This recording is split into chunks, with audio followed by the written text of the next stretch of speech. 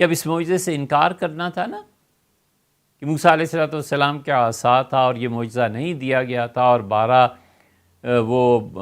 12 چشمے کیسے دریافت ہوئے اور پتھر پر مارو. اس کا سر سید کیا ترجمہ آپ دیکھیے. انہوں نے کہا ہم نے موسیٰ علیہ السلام سے کہا کہ لاٹھی ٹیکتے ہوئے، مارو نہیں، ٹیکتے ہوئے پہاڑوں میں چلے جاؤ تمہیں پانی مل جائے گا. تو وہ پتھر جو اب نکلا ہے یہ کہاں گیا؟ اس کے 12 چشمے کہاں گئے؟ اور لاٹھی ٹیکنے میں کون سا ایسا کمال تھا کہ تعالیٰ شاہ نے فرمایا کہ لاٹھی ٹیک کے پہاڑوں میں چلے جاؤ؟ یہ صرف فرما دیتے کہ پہاڑوں میں چلے جاؤ، تو پہاڑوں میں جانے کے لیے ایک ایسا شخص جس کی جسمانی قوت زیادہ ساتھ نہ دے، اسے ظاہر ہے کہ لاٹھی کا استعمال کرنا ہے، یہ عقلاً ہے.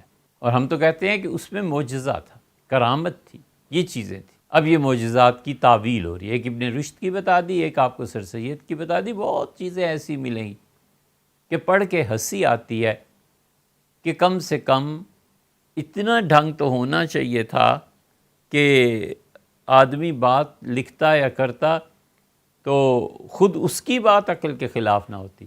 قرآن صاف کہتا ہے کہ حضرت سلیمان علیہ السلام نے کہا، یہ آخری مثال دے رہے ہیں کہ مالیہ لا اری الحدود، حدود کو کیا ہو گیا ہے، آج نظر نہیں آ رہا.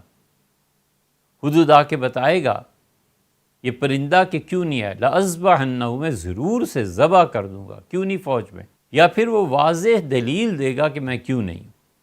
اور قرآن اس سے پہلے کہتا ہے کہ عُلِّمْنَا مَنطِقَ الطَّيْرِ، سلیمان علیہ السلام بولے اور انہوں نے کہا لوگوں ہمیں پرندوں کے بولیاں سمجھنے کا ملکہ اللہ نے عنایت فرمایا ہے. اور پھر حدود آ گیا، پھر حضرت سلیمان علیہ السلام نے گفتگو کی، پھر وہ کہتا ہے کہ میں ایک ملکہ کو دیکھ کے آ رہا ہوں. یہ ہے سارا قصہ قرآن کریم میں. اور لطف کی بات تو آگے ہے جن پہ عقل کا غلبہ تھا. سر سید نے لکھا کہ حدود جو تھا وہ اصل میں سالہ لگتا تھا اس کا، کسی بڑے سردار کا کہ کس کا، اب تو مدت ہوئی پڑھے ہوئے بھی. تو حدود جو تھا وہ ایک آدمی کا نام تھا، اس آدمی نے سارا کچھ حضرت سلیمان علیہ السلام کو بیان کیا ہے. تو ذرا سوچو، قرآن تو کہتا ہے ہم نے پرندوں کی بولیاں سکھائیں اور آگے حدود آدمی تھا، تو یہ کیا ربط کیا بنا؟ سر سید کو دیکھ لیں، وہاں بھی یہی ہے.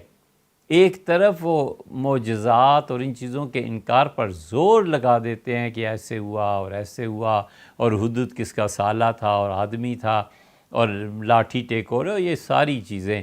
اور وہ جو قرآن کریم میں گائے کے ذبح کا قصہ، سب میں سر سید.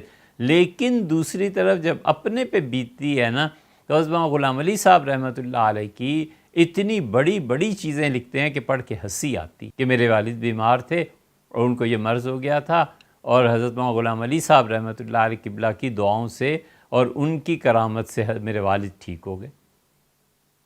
فلاں کو یہ بیماری تھی، ہم نے حضرت کی کرامت دیکھی کہ یہ ہو گیا. فلاں خانقاہ میں ایسے ہوتا تھا تو یہ ہو گیا. اس لیے کہ ان کا تعلق حضرت غلام علی صاحب رحمۃ اللہ سے تھا. وہاں ساری کرامتیں اپنے شیخ کے متعلق جو بھی ہیں سب صحیح ہیں، اور ویسے نفس کرامت کا انکار کرنا ہے تو یہ کیا دو چیزیں.